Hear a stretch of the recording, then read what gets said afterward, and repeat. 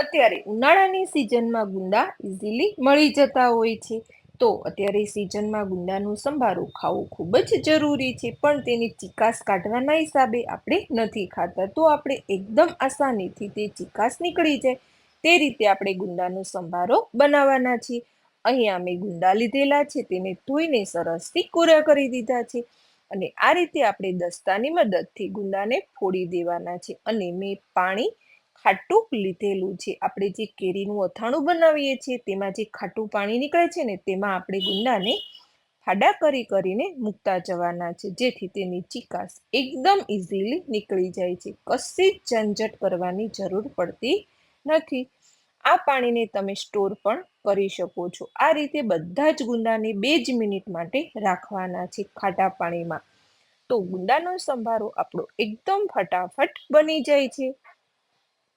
ત્યારબાદ આપણે એક મોટું તીખું મરચું લઈ લેવાનું છે, તેની લાંબી લાંબી સ્લાઇસ કરી દેવાની છે. ત્યાં સુધીમાં આપણા ગુંદામાંથી પણ ચિકાસ નીકળી જશે.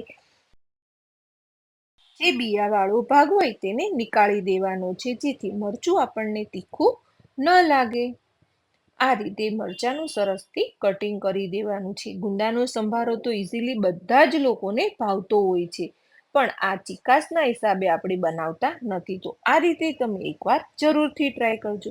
જો તમે જોઈ શકો છો ને, એકદમ ઇઝીલી ચિકાસ બધી જ આસાનીથી નીકળી જાય છે, અને આપણે ગુંદાનો સંભારો બનાવવામાં પણ એકદમ ઇઝી થઈ જાય છે. આ પાણીને તમે 1 વર્ષ સુધી સ્ટોર પણ કરી શકો છો. કાચની બોટલમાં કે પ્લાસ્ટિકની બોટલમાં આ પાણીને ભરીને તમે રાખી શકો છો. મારા ઘરે આ પાણી આખું વર્ષ રહે જ છે. ત્યારબાદ તેમાંથી બધું જ ખાટું પાણી આપણે નીકાળી દેવાનું છે. એક પેન લેવાનું છે, તેમાં 2 ટેબલ સ્પૂન જેટલું તેલ લેવાનું છે, અને આપણે રાઈ જીરાનો સરસથી વઘાર કરવાનો છે. 1 ટેબલ સ્પૂન જેટલું રાઈ જીરું, 1 ટીસ્પૂન હિંગ, બંને વસ્તુ સરસથી તતડી જાય ત્યારબાદ 1 ટીસ્પૂન જેટલી હળદર એડ કરવાની છે.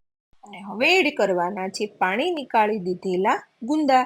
હવે ગુંદાને ગેસની ફ્લેમ મીડિયમ ટુ લો રાખીને 1 મિનિટ જેવું આપણે ચલાવવાનું છે, જેથી તેમાંથી બધી જ ચિકાસ અને જે પાણીનો ભાગ હોય તે આસાનીથી બળી જાય. જેને 1 થી 2 મિનિટ જેવું સાતળવાનું છે, જેથી આપણા ગુંદાનો ટેસ્ટ ખૂબ જ સારો આવે છે. હવે એડ કરીશું આપણે સ્વાદ અનુસાર સોલ્ટ, અને ત્યારબાદ એડ કરવાના છે મરચાં, જેથી મરચાં અને ગુંદા બંને એકદમ સરસ રીતે સતળાઈ જાય.